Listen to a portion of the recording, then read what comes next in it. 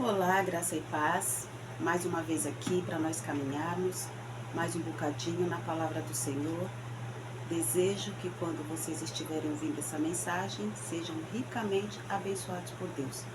O texto que nós vamos ler hoje está em Atos, capítulo 21. Eu vou ler dois versículos.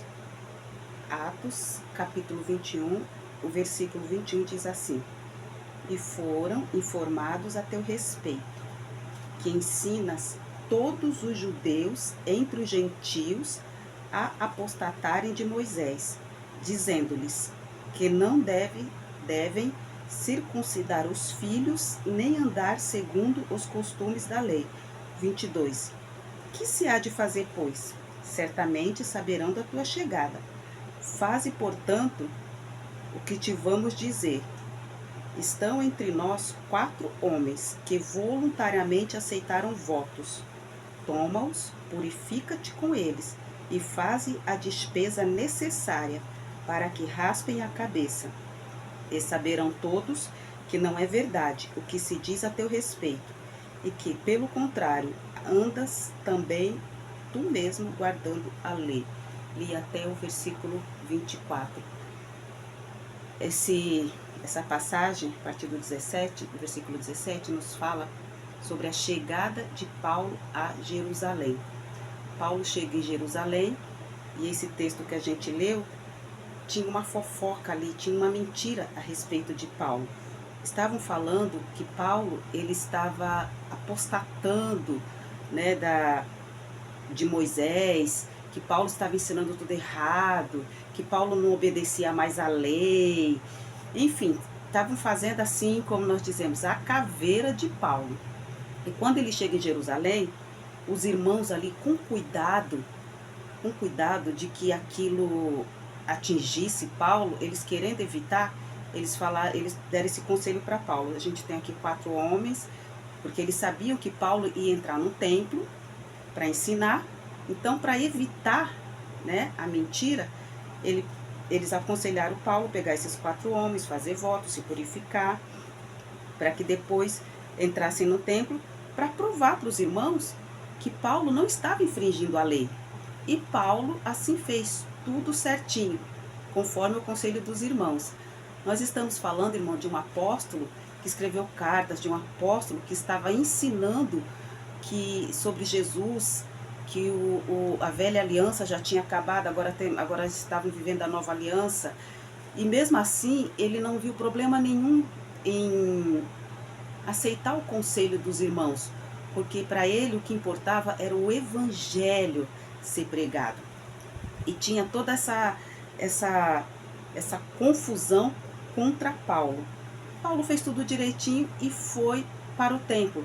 Só que Paulo, ele foi visto andar na cidade, não no templo, não dentro do templo, com um homem chamado Trófimo, um homem que não tinha feito essa purificação. O que fizeram? Aproveitaram isso e levantaram um alvoroço. Paulo quebrou a lei, Paulo fez tudo errado, Paulo profanou o templo, porque já havia uma intenção má no coração daqueles judeus, porque eles se sentiam, eles tinham, como que eu vou dizer, eles estavam em competição com Paulo.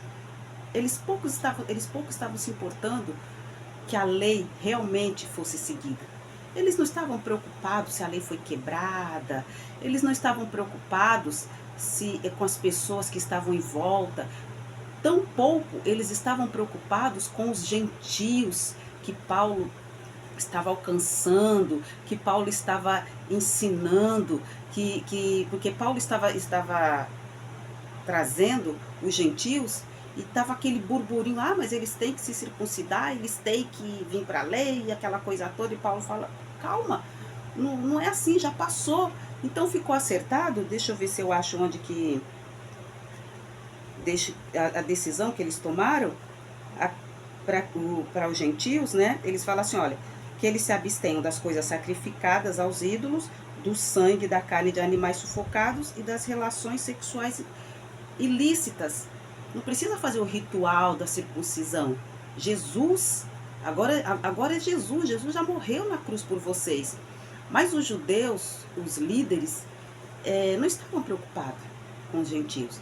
Eles estavam preocupados com a posição deles. Eles estavam preocupados em satisfazer o ego deles. Aí olha só que loucura. Aí eles pegam Paulo, naquele alvoroço, arranca Paulo de dentro do templo, fecha a porta, joga Paulo na rua, a multidão tá ali, batendo em Paulo, espancando, linchando Paulo, a ponto que precisa vir a polícia, vem o comandante e tira Paulo das mãos daqueles que estavam batendo. E se ele não chegasse, eles tinham matado Paulo. E eles chegam até ali. Aí diz assim, na multidão, uns gritavam de um modo, outro de outro. No meio da multidão, as pessoas estavam gritando e dizendo, mata, mata. Tinha gente na multidão que talvez não sabia nem o que estava acontecendo. Porque quando o líder, ele se sente ameaçado, infelizmente a gente tem vivido isso hoje, líderes que não entenderam que ele é servo, que ele foi levantado, que ele foi chamado para pregar o evangelho da salvação, que ele não foi chamado para seu nome ser assoprado, mas ele foi chamado para assoprar o nome de Jesus. Ele não foi chamado para enriquecer, ele não foi chamado para ter um grande nome. Paulo não estava preocupado com isso, mas os líderes do judaísmo, eles estavam preocupados com isso. E eles estavam um pouco se importando com as vidas, tão pouco com a vida de Paulo. Eles estavam preocupados, estou sendo sim redundante, com a posição deles. Então você, líder, se você está agindo como esses líderes, preocupado com a sua posição, mas foi Deus que me levantou, mas foi Deus que me chamou. O mesmo Deus que chama é o mesmo Deus que rejeita. Mas quando ele rejeitou Saul, foi lá no Velho Testamento. É o mesmo Deus. Se você não serve para os propósitos para qual Deus te chamou, então você não serve para nada. Porque Deus não chamou você para cumprir os seus propósitos. Mas quando você se colocou na posição de servo, quando você disse, eis-me aqui, você disse, eu quero fazer a tua vontade, não a minha vontade. O Senhor te chamou para ir buscar almas para o reino do Senhor. Não para inflar o ego de Deus, para dizer que o reino dele está lotado, não. Mas ele te chamou para tirar vidas do sofrimento, para tirar das drogas, do álcool, da prostituição, da depressão, etc, etc. Para tirar pessoas do fundo do poço, do lamaçal. Ele não chamou você para você ficar brigando por posição com outro líder, porque o meu nome se fez maior. E é terrível, irmãos, a gente ver a multidão. E quem sabe você tem reunido uma multidão em volta do seu nome, pessoas que talvez você nem conhece, mas que você conquistou em alguma rede social, 1.000, milhões de seguidores dentro da sua congregação. Você tem a sua multidão para gritar para o outro que você não gosta, mata, mata, destrói, ele está fazendo tudo errado. Alguém levantou a fofoca a respeito do outro, destruiu a vida do outro. O seu intuito era destruir o ministério do outro, não sabendo você que quando você destrói o ministério, você muitas vezes destrói uma família, muitas vezes você destrói uma pessoa. Vai para a rua evangelizar. Quantos presbíteros, quantos diáconos, quantos cantores tem na rua jogado no lixo, nas drogas? Mas é porque ele foi fraco. Será? Será que não foi ninguém que jogou lá? Ou alguém que não fez nada? Ou você que faz parte da multidão gritando, mata, mata. Chega na multidão, não sabe nem o que está acontecendo, não sabe nem qual é a fofoca, nem procura saber da vida do Paulo. Mas todo mundo está gritando mata, eu também vou gritar mata. quero fazer parte da multidão, eu não quero ficar na minoria. Pouco me importa quem vai morrer. O que importa é que eu faço parte da multidão e essa multidão serve ao grande líder. E as pessoas ali gritando mata. E foi preciso a polícia se envolver.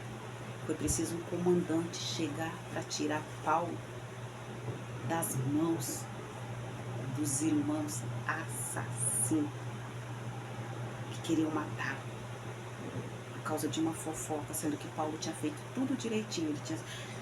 Olha só, os irmãos tinham dado conselho justamente para que não acontecesse isso.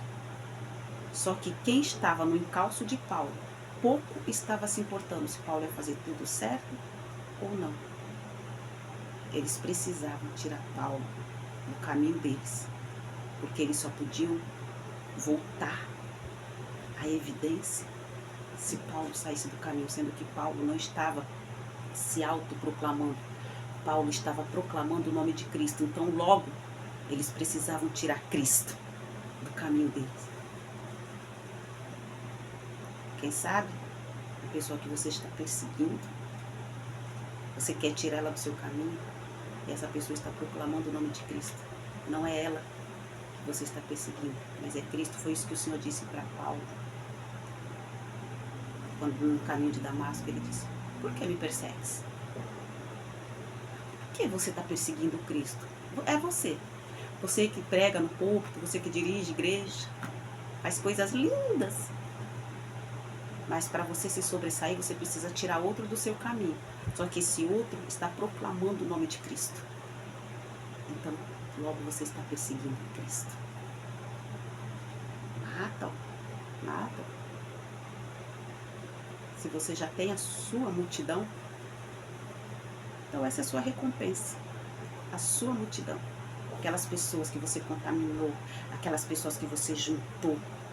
É o seu povo. É o seu povo. E você que faz parte da multidão. Ele é o seu Deus.